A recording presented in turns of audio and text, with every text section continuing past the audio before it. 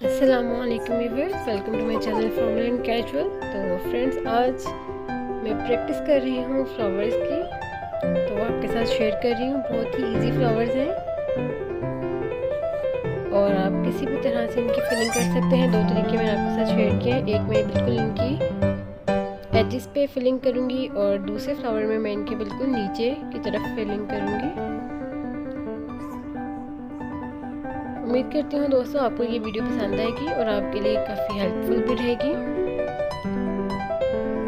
अगर आपको ये वीडियो पसंद है तो इसे लाइक कीजिएगा और मेरे चैनल को सब्सक्राइब कीजिएगा।